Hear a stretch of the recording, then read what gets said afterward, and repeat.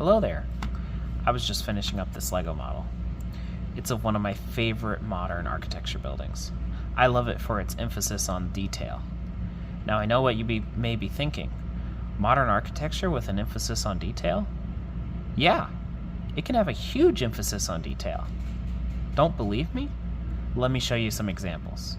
Let me just clear off this Lego model real quick.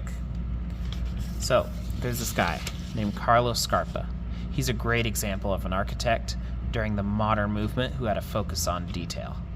He was born in 1906 in Venice, here, but spent most of his early childhood in Vicenza, here, but then ended up moving back to Venice in 1919. In 1926, Scarpa graduated the Royal Academy of Fine Arts in Venice and obtained his degree in architectural drawing. In 1933, he became the director of Venetian Glassworks. He worked there until 1947.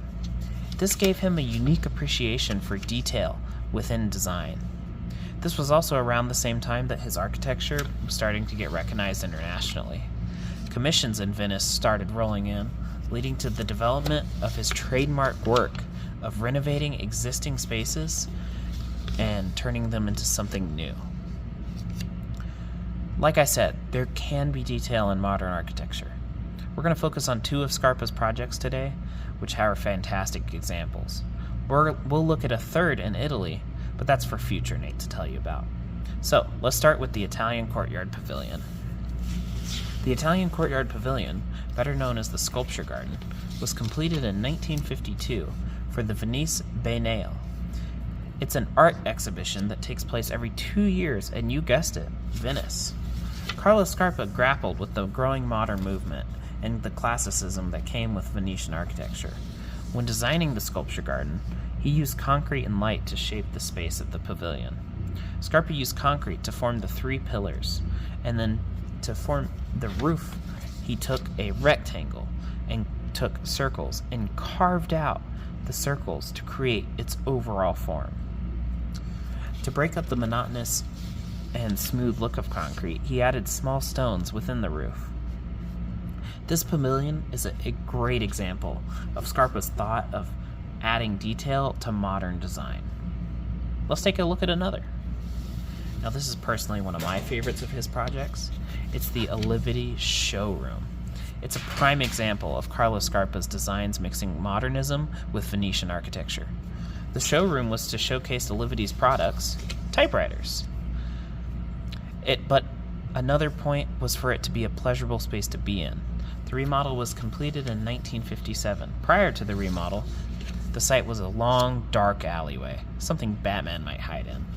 Scarpa took that dark alleyway and redesigned it to carve light into the space. He did this by using a mixture of concrete, glass, tiling, and wood. Scarpa designed the stairs and other massive features out of concrete, similar to the other modern architecture at the time. Where he differs is his use of ornate tiles on the first floor of the showroom and attention to detail with his wooden windows. Now, the tile acts as a tie into other Venetian architecture. Scarpa placed each tile with purpose, capturing the geometry of modernism while also the intricate detail of Venetian architecture and its colors. The windows are another place where Scarpa paid extreme attention to detail when designing. He started with circles and then elongated them to fit within a rectangle. This resulted in him creating a beautiful oval. To create a soft blend of light into the space, Scarpa designed a gridded window pane. The tightly gridded windows shows off Scarpa's blend of older Venetian architecture and a mixture of modernism. I think Scarpa successfully worked to blend together the rivaling styles. Well, folks, I appreciate you taking a little bit of time to listen to me talk to y'all about modern architecture in Venice. I hope I may have swayed some of the pre-assumption that all modern architecture, and that's modern with a big M, is bad and doesn't have that much detail. Well, we're all out of time, and personally, I want to go back to playing with some Legos. So, bye-bye. Here's my bibliography so you don't sue me. Please don't sue me. Please don't sue me.